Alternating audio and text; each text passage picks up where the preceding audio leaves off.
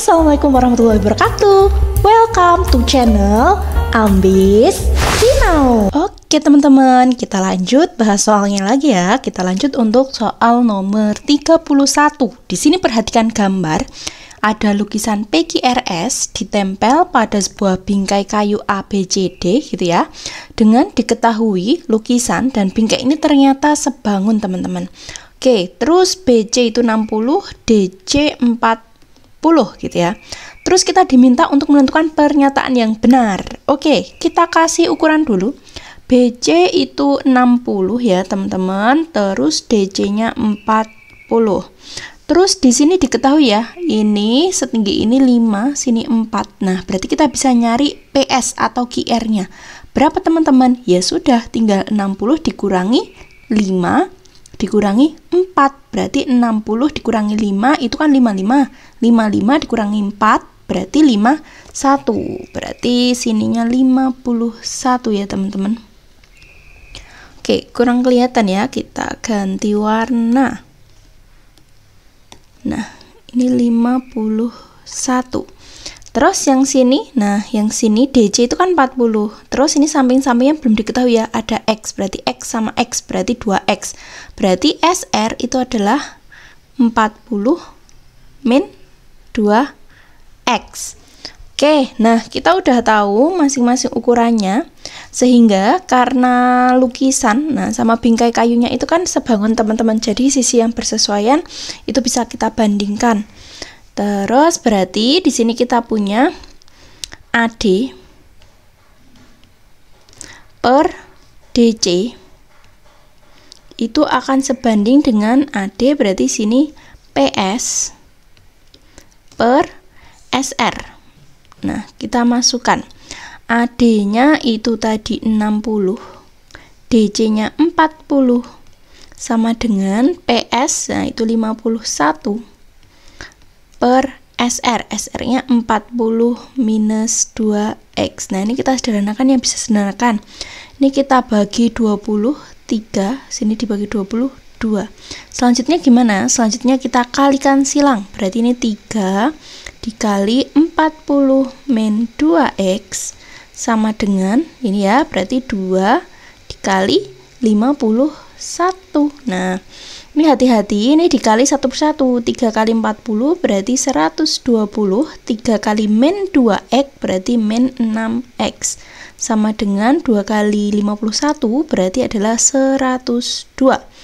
Terus ini yang sama-sama angka, kita pindah ruas. Yang 6X-nya kita pindah ke ruas kanan. Berarti ini 120 min 102 sama dengan ini min 6 pindah ke sini jadi 6X. 120 dikurangi 102 itu adalah 8 ya teman-teman. 18.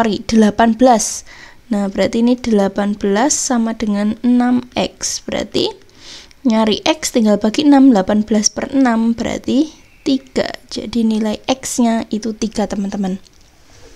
Oke, nah sekarang kita cek masing-masing pernyataannya dulu.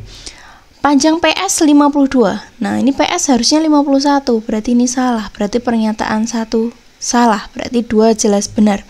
Selanjutnya pernyataan 3. Nilai X 3,5. Salah ya. Harusnya nilai X 3. Berarti nomor 3 salah. Jadi jawaban yang tepat adalah yang D. Oke, kita lanjutkan untuk soal berikutnya, yaitu soal nomor 32. Perhatikan gambar. Nah, ini paman memiliki lahan tanah berbentuk persegi panjang ABCD. Tanah tersebut dibuat menjadi beberapa bagian untuk kolam. Terus ada tanaman kedelai, sayur, sama padi.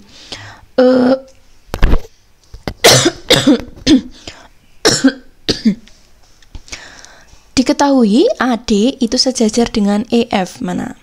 AD ini dia sejajar ya dengan EF. Oke.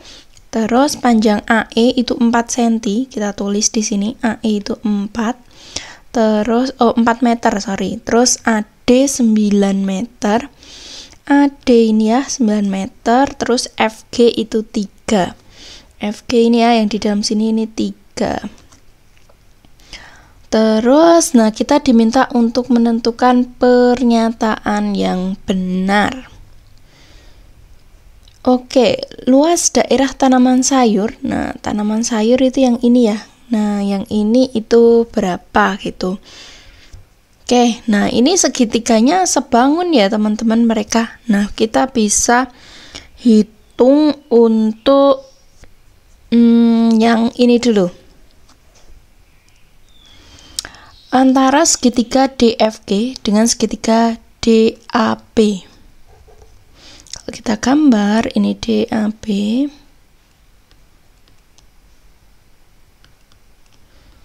Terus yang satu segitiga DFG.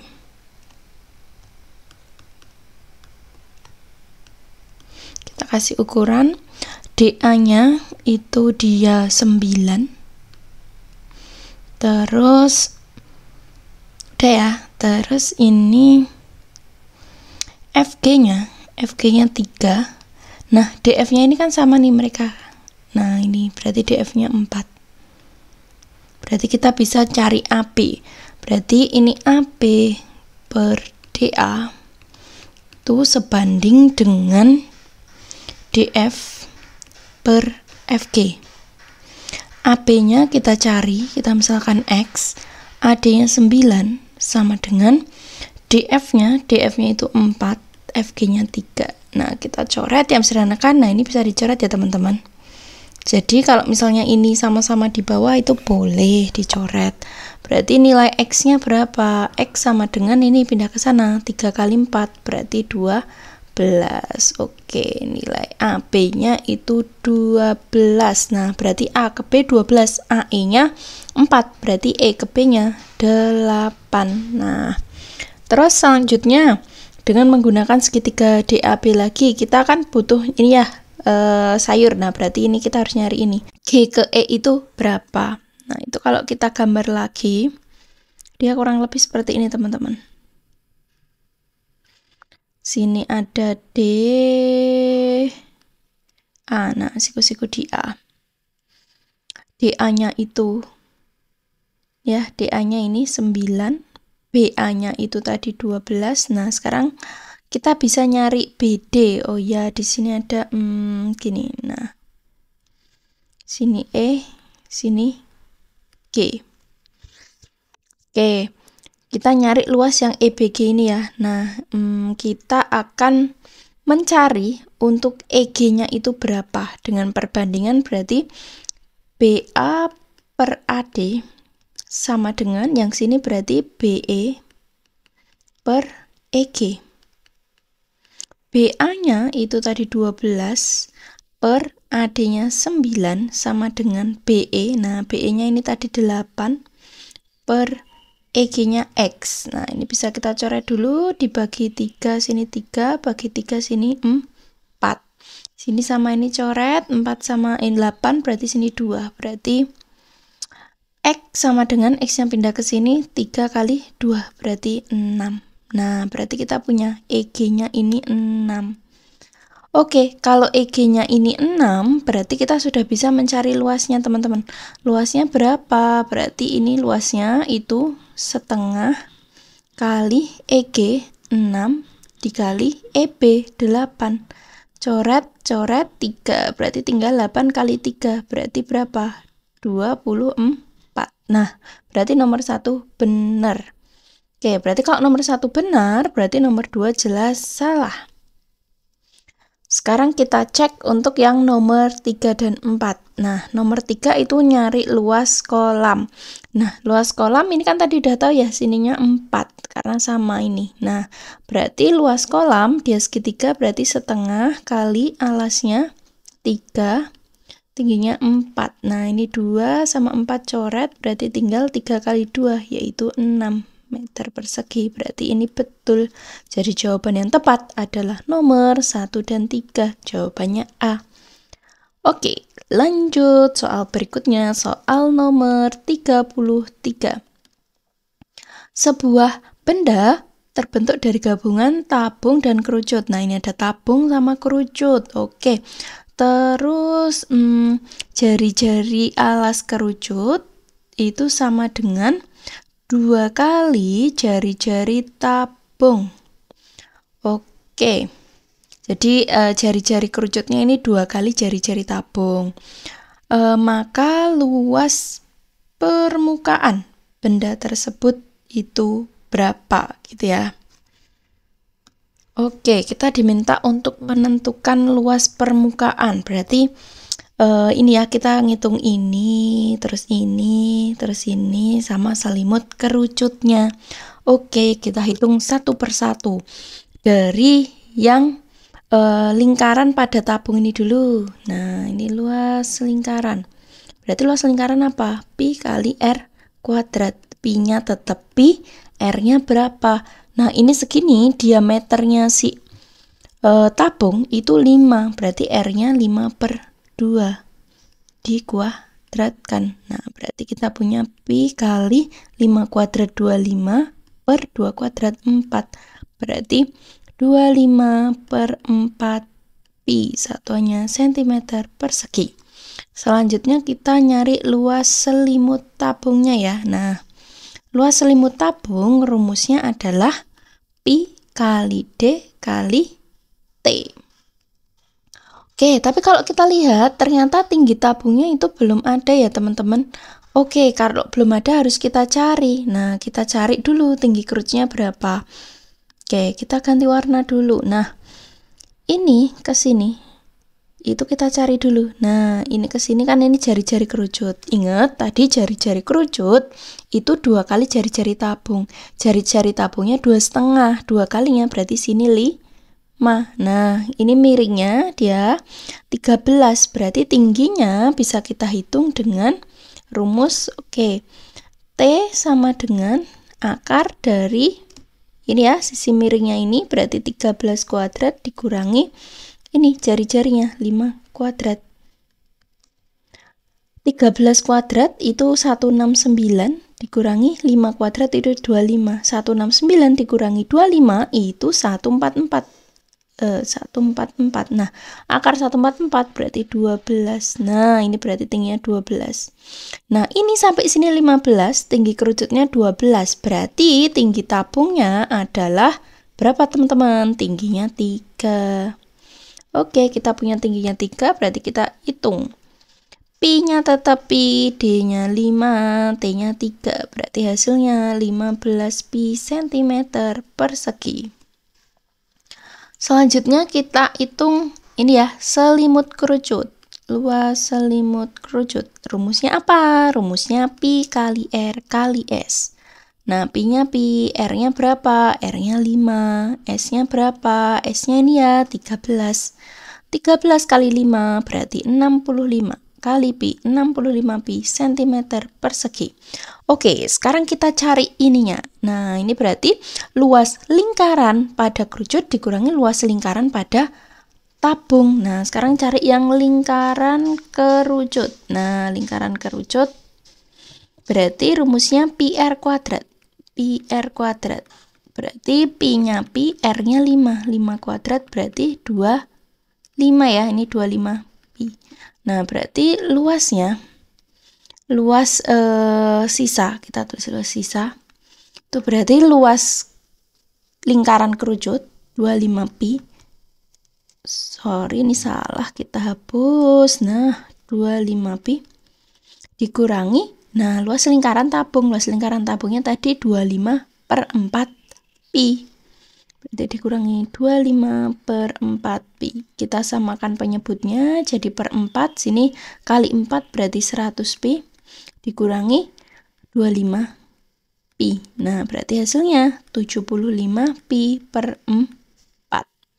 Oke, kita udah punya. Berarti kita jumlahkan ini sama ini ya tadi hasil pengurangannya. Kita tulis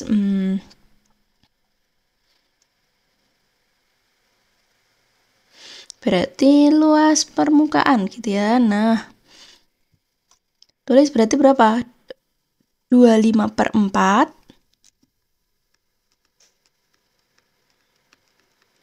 ditambah 15 pi ditambah 65 pi ditambah 75 pi per 4. Nah, yang ini 15 tambah 65 itu kan 80pi ya teman-teman. 80pi, ini 80pi. Yang ini sama ini 75 ditambah 25 itu kan 100. Berarti 100pi per 4. 100 per 4 itu 25.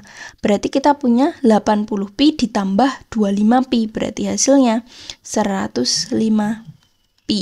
Jadi jawabannya yang apa? 105. Nah, jawabannya adalah yang B. Gitu. Kita lanjutkan. Berikutnya adalah untuk soal nomor 34. Perhatikan gambar. Sebuah wadah berbentuk gabungan tabung dan kerucut. Wadah tersebut berisi air dan diletakkan pada posisi 1. Jika wadah dibalik seperti pada gambar posisi 2, tinggi air dalam tabung pada posisi 2 adalah nah, posisi 1 itu dia berarti gabungan ya, ini antara yang di tabung sama kerucut. Kalau yang ini pas ditabung aja, kalau dibalik berarti, tapi kan volumenya meskipun dibalik itu kan sama ya teman-teman. Berarti kita bisa tulis volume 1 itu sama dengan volume 2 karena cuma dibalik, nggak dikurangi airnya. Ya udah, berarti volume 1 itu terdiri dari volume tabung plus volume kerucut. Nah, kalau yang sini tinggal volume si tabung. Nah, kita masukkan volume tabung, rumusnya adalah pi R kuadrat kali T. Volume kerucut sepertiga kali pi R kuadrat T. Nah, ini T-nya T kerucut, jangan ini T-nya T tabung. Yang ini sama rumusnya pi R kuadrat kali T. Nah, ini yang kondisi 2. Nah, ini semuanya itu punya pi, berarti boleh kita coret teman-teman. Kalau semua punya, berarti boleh kita coret. Terus, nah ini R-nya sama semua nggak teman-teman? R-nya sama semua ya. Punya sini, punya ini. Nah, ini kan sama. Kalau sama ya udah kita coret juga R-nya. Oke, sekarang tinggal kita masukin tinggi tabungnya. Nah, ini kan tinggi tabungnya kalau segini 10, ini kerucutnya 6, berarti tabungnya tingginya 4. Ditambah sepertiga kali tinggi kerucut. Tinggi kerucutnya 6 sama dengan tinggi tabungnya ini. Yowis. Nah, sekarang ini 4 ditambah ini sama ini kan coret. 2, 4 tambah 2 sama dengan T. 4 tambah 2 berarti 6. Nah, T-nya 6 teman-teman. Jadi jawabannya yang B gitu. Oke teman-teman, lanjut soal nomor 35. Di sini perhatikan gambar, ini materi transformasi. Nah, kita diminta untuk menentukan transformasi gabungan yang mentransformasikan segitiga ABC menjadi segitiga A double aksen, B double aksen, dan C double aksen. Nah, itu yang mana gitu ya. Oke, kita lihat dulu gambarnya. Nah, di sini ini kan posisi mula-mula nih teman-teman. Terus dia ditransformasi menjadi bentuk seperti ini. Oke, caranya gimana? Caranya sebenarnya bisa pakai rumus, tapi kita bisa langsung melihat dari gambarnya ya teman-teman. Nah, kalau kita lihat titik B awalnya di sini, terus jadi di sini, itu kan dia sama saja seperti dirotasi. Dirotasi kemana? Dirotasi ke sana. Ke sana itu mana? Berlawanan arah jarum jam sebesar 90 derajat. Nah, kita lihat kalau dirotasi 90 derajat berlawanan jarum jam yang mana? Nah, itu ada yang opsi B. Tapi kita lihat selanjutnya. Nah, terus selanjutnya di sini dilanjutkan refleksi terhadap garis Y sama dengan X. Kita lihat ini ke sini. Nah, dia itu direfleksikan terhadap ini kan teman-teman, sumbu X, bukan sumbu X sama dengan sumbu Y sama dengan X. Berarti opsi B itu jawabannya salah. Nah, terus kalau nggak ada 90 berlawanan sama jarum jam, terus yang mana? Nah, hasil bayangan rotasi 90 derajat berlawanan jarum jam itu tuh sama dengan rotasi 270 searah jarum jam, teman-teman. Berarti bisa kita lihat, nah di sini ini ada rotasi searah jarum jam ya. Yang ini kan salah kalau berlawanan. Nah, jadi ini tepat. Kita lihat tapi selanjutnya, benar nggak dia direfleksikan terhadap sumbu X? Nah, ini direfleksikan terhadap sumbu X, benar. Jadi jawaban yang tepat itu adalah yang C. Lanjut nomor 36 ya teman-teman. Nah, di sini ada segi 4 PQRS dengan titik PQRS-nya ini. Nah, dia diapain teman-teman? Pertama, dia ditranslasikan. Terus dilanjutkan rotasi, ini 90 derajat berlawanan jarum jam gitu ya. Pusatnya 0,0. Terus dilanjutkan dilatasi, pusatnya 0,0 juga dengan faktor skala 2. Yang diminta untuk menentukan koordinat bayangan akhir segi 4 tersebut itu berapa gitu ya. Oke, di sini kita coba salah satu aja. Kalau kita lihat di pilihannya, nah ini yang udah jelas beda semua, itu yang Ki, berarti kita transformasikan yang Ki aja biar nanti langsung dapat jawaban yang benar yang mana gitu ya. Nah, titik Ki itu adalah 6,2. Oke, langkah pertama itu titik Ki itu adalah ditranslasikan. Kita lihat bayangannya. Nah, kalau ditranslasikan itu gimana? Ditranslasikan itu digeser teman-teman. Berarti tinggal kita jumlahkan. Berarti 6,2 ditambah min 82 gitu ya. Nah, yang atas sama atas 6 ditambah min 8 itu berarti minus 2. Ini 2 tambah 2 berarti 4. Nah, itu adalah bayangan ketika ditranslasikan. Selanjutnya, itu kan dia dirotasi. Dirotasi gimana? Dirotasi 90 derajat berlawanan jarum jam. Nah, kalau dia dirotasi berlawanan jarum jam 90 derajat, bayangannya apa? Bayangannya itu adalah min y, x gitu ya. Nah, ini bayangan ini, nah itu memang kalian harus menghafalkan. Mungkin di next video kakak akan bahas secara khusus tentang materi ini, cara cepat untuk menghafalkan matriks transformasinya gitu ya teman-teman. Nah, untuk sekarang ini seperti ini bayangannya. Ya sudah, berarti bayangannya min y-nya 4 dikasih minus, berarti jadi min 4. X-nya berarti min 2. Nah, ini adalah bayangan ketika dia dirotasi 90 derajat berlawanan jarum jam. Selanjutnya, nah, tiga aksen selanjutnya dia diapain? Dilatasi. Dilatasi itu apa teman-teman? Diperbesar. Nah, diperbesar berarti dikalikan. Kalau dia pusatnya 0,0 berarti langsung saja kita kalikan. Karena di sini faktor skalanya 2, berarti ini kita kali 2 semua. Min 4 kali 2 itu min 8. Min 2 kali 2 berarti min 4. Nah, jadi bayangannya itu min 8, min 4. Jawabannya yang mana? Min 8, min 4 itu yang D. Nah, jadi jawaban yang tepat yang D ya teman-teman. Oke, lanjut kita bahas soal nomor 37. Nah, ini ada perhatikan gambar. Ini ada ini ya, apa namanya? Data jumlah anak putus sekolah di Indonesia tahun 2016 sampai 2021. Di sini kita diminta untuk menentukan pernyataan yang benar. Kita cek dari pernyataan 1. Tahun 2018 sampai 2019 mengalami kenaikan anak putus sekolah di semua jenjang gitu ya. Jadi ini yang hijau ini ya teman-teman, ini SMA. Yang abu-abu SMK, yang biru itu SMP, kemudian yang merah itu yang SD. Kita diminta lihat untuk yang tahun 2018 sampai 2019, berarti ini ke sini. Nah, itu di sini dikatakan mengalami kenaikan di semua jenjang. Oke, kita lihat. Untuk yang ini dulu, nah ini naik, ini naik, ini naik, naik. Nah, naik semua, berarti jawaban 1 itu benar. Berarti pernyataan 1 benar, berarti pernyataan 2 jelas salah. Kita tinggal cek pernyataan 3 dan 4. Kita cek di pernyataan yang ketiga. Penurunan terbanyak jumlah anak putus sekolah jenjang SMP terjadi di tahun 2017 ke 2018. Nah, kita lihat untuk jenjang SMP berarti yang biru. Nah, yang biru 2017 ke 2018. Nah, ini turun ya, teman-teman. Kita lihat yang turun kok di SMP ini ya, teman-teman, sama yang ini. Kalau kita lihat, nah ini lebih turun yang mana antara sini sampai sini? Nah, jelas lebih turun pada tahun 2019 ke 2020. Berarti jawaban 3 itu salah.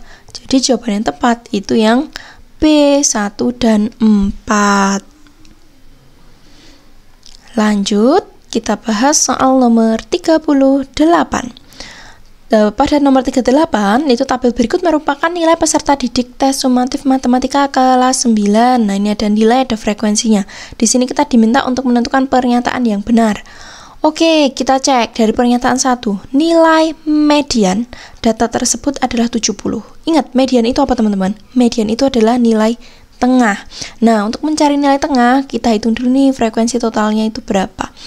6 tambah 5 itu 11, 11 tambah 9 itu 20, 20 tambah 8 itu 28, 28 tambah 8, 36, 36 tambah 4 berarti 40. Nah, untuk mencari median itu ada data keberapa, kalau dia genap itu ditambah 1 bagi 2. Berarti ini adalah X ke 41 per 2. Berarti data ke 20 setengah. Nah, data ke 20 setengah itu ada di mana? Nah, ini kan tadi sampai sini 6, data ke 6, sampai ke sini data ke 11, sampai ke sini itu data ke 20. Nah, di sini ada 21 sampai 28 ya. Nah, berarti 20 setengah itu adalah tengah-tengahnya ini. Berarti caranya adalah median itu sama dengan 70 ditambah 80 bagi 2. 70 tambah 80 itu kan 150. 150 bagi 2 itu 75. Jadi mediannya 75. Di sini 70. Berarti ini salah. Nomor 1 salah. Jadi nomor 2 jelas benar. Selanjutnya kita cek nomor 3 dan 4.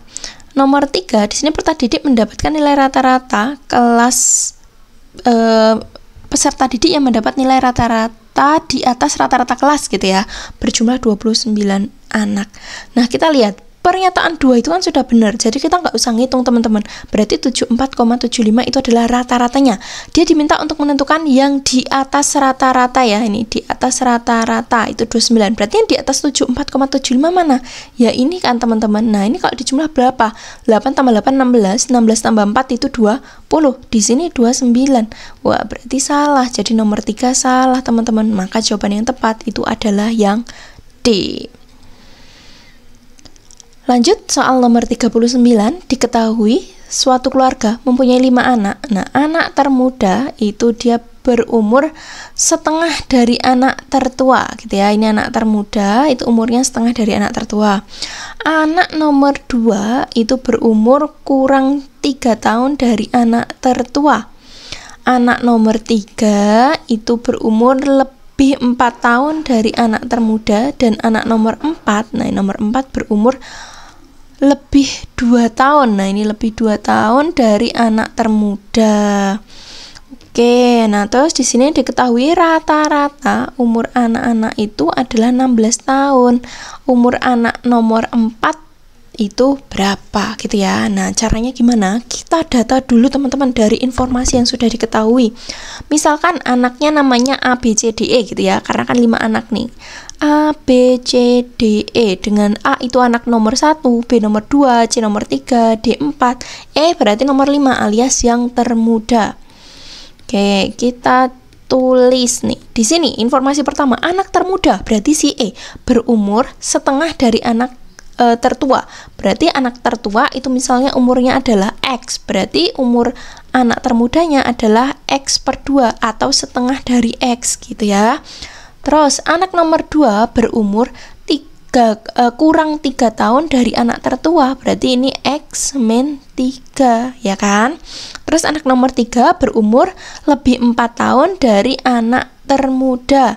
Nah, berarti ini lebih 4 tahun dari anak termuda. Anak termuda E plus 4.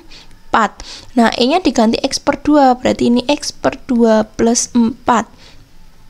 Lanjut, terus anak nomor 4 berumur lebih 2 tahun dari anak termuda. Berarti E plus 2. Berarti E-nya diganti X per 2 tambah 2. Oke, kita udah punya semua nih umur anaknya dalam bentuk X semua. Terus di sini diketahui rata-rata. Nah, untuk mencari rata-rata itu kan kita jumlahkan semua data. Berarti nih umur A, B tambah C tambah D tambah E dibagi banyak anaknya itu ketemunya 5 ya, banyak anaknya. Ya sudah, kita masukin rata-ratanya tadi berapa? Rata-ratanya tadi 16. A-nya berapa? A-nya X, B-nya X min 3. C-nya berapa? C-nya X per 2 tambah 4. D-nya X per 2 tambah 2. Yang E-nya itu X per 2 gitu ya. Dan kita bagi 5. Nah, kita jumlahkan yang sesama X. X tambah X, 2X, 2X. Nah, ini setengah X sama setengah X, ini 1X ya. Berarti 2X tambah 1X, 3X, 3X tambah setengah X. Berarti 3 setengah X. 3 setengah X. Nah, yang angkanya min 3 tambah 4, 1. 1 tambah 2 berarti 3 per 5 sama dengan 16. Nah, ini kita kali silang berarti 16 kali 5 itu sama dengan 3,5X plus 3. 16 kali 5 itu hasilnya 80 ya teman-teman. Kita tulis di sini 80 sama dengan 3,5X plus 3. Selanjutnya 3 ini teman-teman kita pindahkan ke ruas kiri, berarti jadi pengurangan. Berarti 80 dikurang 3 berarti 77 sama dengan 3,5X. Berarti nilai X-nya itu adalah 77 dibagi 3,5. Nah, 77 dibagi 3,5 itu hasilnya 22 teman-teman. Nah, jadi umur si X ini 22. Tapi yang ditanya apa? Yang ditanya adalah anak nomor 4. Nah, nomor 4, nah berarti si D itu kan dia X per 2, berarti 22 per 2 tambah 2. 22 per 2, 11. 11 tambah 2 berarti 13. Jadi umur si anak nomor 4 adalah 13 tahun. Jadi jawabannya adalah yang D. Lanjut soal nomor 40. Di sini ada 2 buah dadu ya teman-teman. Gambar pertama itu dadu mempunyai 8 sisi bernomor 1 sampai 8. Gambar 2 itu memiliki 6 sisi, angkanya 1 sampai 6. Terus di sini 2 dadu ini dilempar bareng-bareng teman-teman, sebanyak sekali. Yang diminta adalah peluang muncul mata dadu berjumlah lebih dari 10. Nah, jadi yang diminta lebih dari 10 itu berapa aja? Nah, caranya gimana teman-teman? Caranya kita harus bikin tabelnya teman-teman. Misal gambar yang pertama atau dadu pertama kan ada 1, 2, 3, 4, 5, 6, 7, 8 karena ada 8 mata dadu. Yang dadu kedua itu 6, 1, 2, 3, 4, 5, 6 gitu ya. Jadi kemungkinannya yang ini kita ganti warna aja dulu. Ini berarti ini 1,1, yang ini berarti 1,2, 1,3.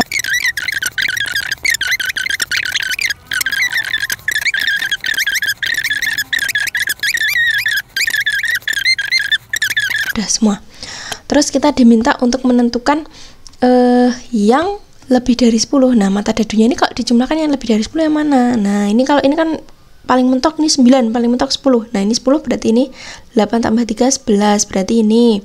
Terus ini ya teman-teman. Terus ini. Terus ini ya.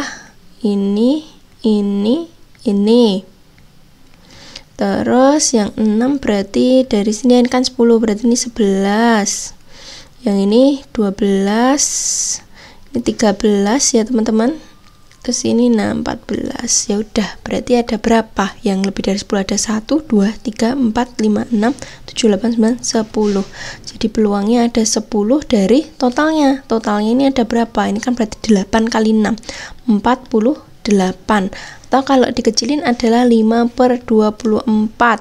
Jadi peluang muncul mata dadu berjumlah lebih dari 10 itu 10 per 48 atau 5 per 24. Jadi di sini tidak ada jawaban yang tepat ya teman-teman. Oke, nah sekian pembahasan untuk soal literasi numerasi paket A. Nah, nanti next di video kalian mau bahas apa? Silahkan komen di kolom komentar. Jangan lupa like dan subscribe agar kakak makin semangat bikin video-video lainnya.